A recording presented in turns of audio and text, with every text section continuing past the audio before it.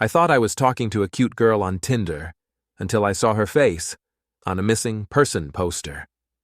Hey Reddit, I need help. This might sound crazy, but I swear it's real. I'm not usually the type to post here, but I don't know who else to talk to. I matched with a girl on Tinder last Saturday night. Her name was Mia, 24, lived about 15 minutes away, and she had this beautiful half smile in every photo. Natural, kind of mischievous. Her bio just said, "Ask me about the woods," which I thought was quirky. We chatted for a bit. Normal stuff. Favorite movies, she liked horror. Pets, she had a black cat named Boomer. What we were doing that weekend. She responded fast and seemed sharp, funny, even kind of deep. At one point she asked me, "Have you ever disappeared from your own life?" I laughed and said something dumb like, "Only when I binge Netflix." She didn't reply to that one right away. When she did, she just said, "I like people who notice things." We moved to text that night. Her number came up as unknown, but whatever.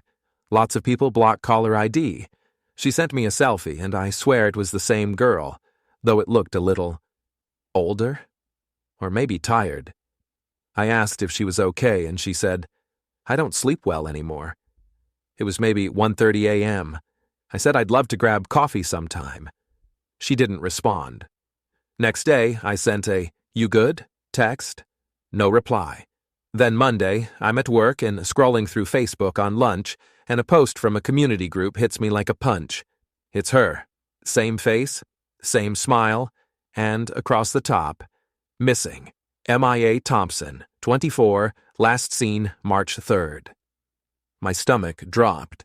That was 3 weeks ago. I checked Tinder. The chat was gone. Entirely gone. Like she unmatched or deleted. I double-checked my texts. Still there, still with her photo. So now I'm sitting here with no idea what to do. Was someone catfishing me with a missing girl's photos? Or did I really talk to her? Like, her? And the worst part is I don't know which one scares me more. Please, someone tell me what to do next. Thanks for the responses so far. I didn't expect this to blow up. Some of you are being really helpful, others, not so much. To the guy saying I probably got pranked by a college film student, I wish that were true. I really do. After I posted, I couldn't sit still. I looked up the local missing persons database. Mia Thompson. Reported missing March 3rd. Last seen by her roommate, said she left for a walk and never came back. No phone activity since. I checked the photo again. It was the same girl, right down to the small scar above her left eyebrow. I went back to the text thread. No new messages, but something felt off. I scrolled up and noticed something weird. Her messages were time-stamped like mine, but her contact ID was still blank. No name, no emoji, no auto-saved info. I never saved her number, sure, but even random numbers usually show up with area codes or locations. Hers didn't. Just unknown number. I decided to call it. Phone rang once, then static, then a click, then a voice, not hers, just a man saying, "This number is no longer in service." But it sounded like he was reading it from a script. You know how robocalls sound smooth and flat? This wasn't like that. It was uneven, human. I hung up. This morning, I drove to the coffee shop we joked about meeting at. It's local, chill, not far from the trail she supposedly vanished near. I asked the barista if they'd seen her. I didn't show the poster, just asked if a girl with black hair and a half smile ever came in. She said, "You mean the one who never orders anything?" That froze me. I asked her to explain. She said there's a girl who comes in once or twice a week, just sits near the back and stares out the window. Never buys anything, just stares. She thought maybe she worked nearby or was homeless but cleaned up well. She asked if something was wrong. I showed her the photo from Facebook. She went pale and said, "She was here yesterday." So now I'm sitting in my car outside that same cafe, half hoping she shows up, half hoping she doesn't. What the hell is happening?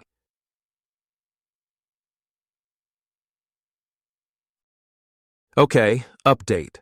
I went back into the cafe after sitting in my car for what felt like an hour, just staring at the front entrance like an idiot. I asked the barista if she had cameras. She said yes, but only the manager could access them. I left my number and asked her to call me if the girl came back. I didn't really expect anything to happen, but around 4:30 that afternoon, I got a text.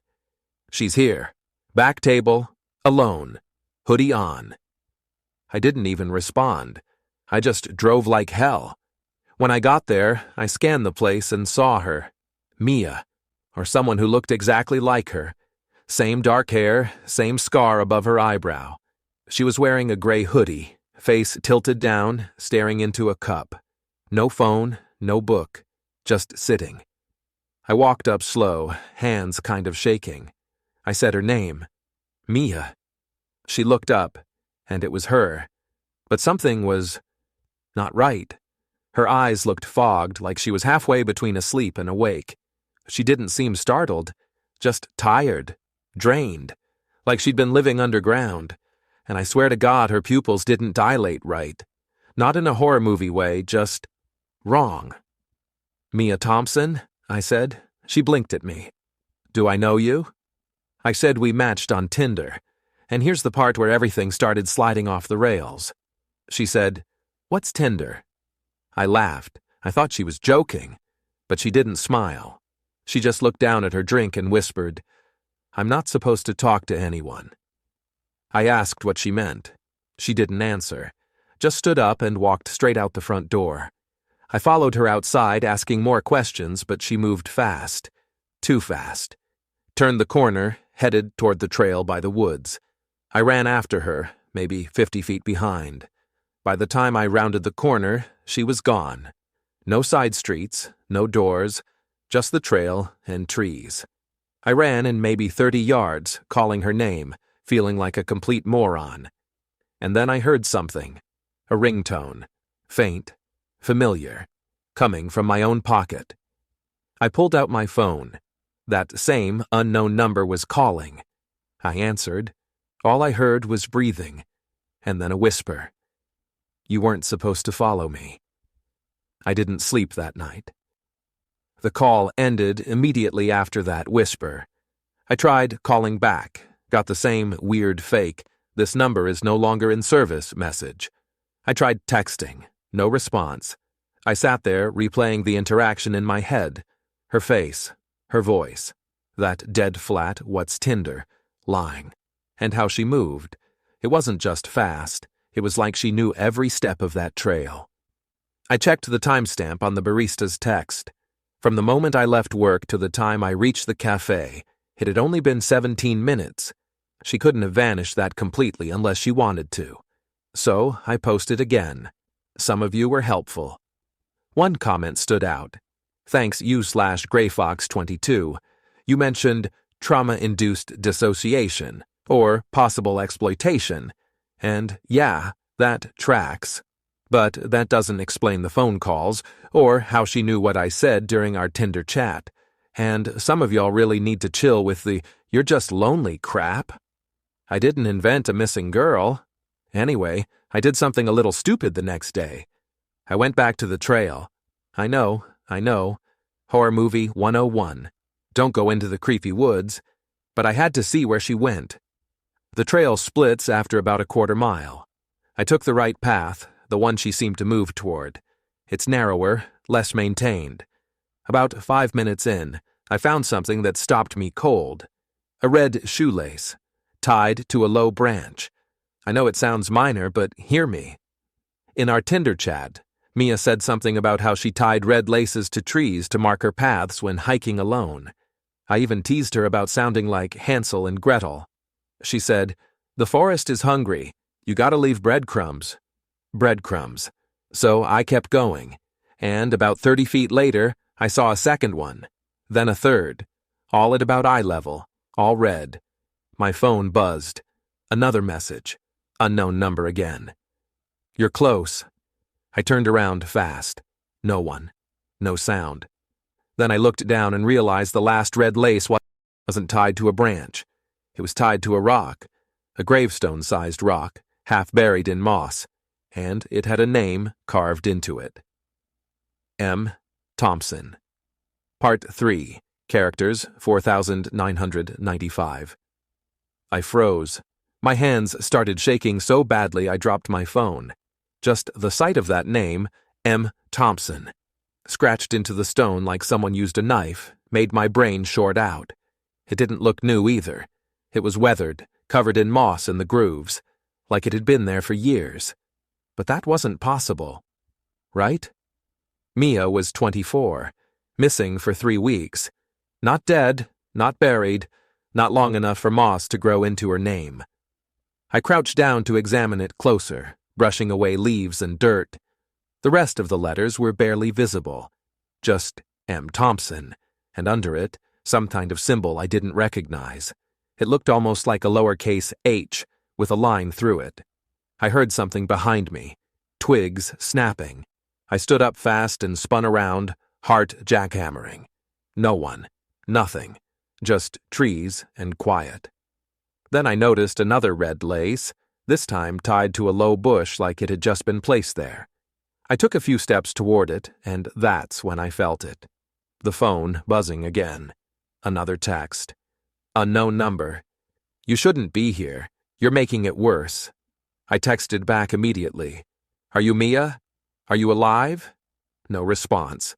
I waited 5 minutes. 10. Nothing. Then, and I swear I'm not making this up, I felt the phone buzz one more time. I looked down and saw a new message, but it wasn't from the unknown number. It was from my own number. Stop digging. Let her rest. And I think I helped it grow. I've sent everything I know to a digital forensics investigator. I don't know what they'll find. Maybe nothing. Maybe something too big to stop. But for the rest of you, if you see a Tinder bio that says, "Ask me about the woods," don't swipe, don't match, don't engage, don't look into her eyes, even in the picture, because maybe that's all it takes. Not love, not lust, just attention. And once you give it that, it never lets go. Thanks for listening to Pizza Reddit. Subscribe for your next slice of drama.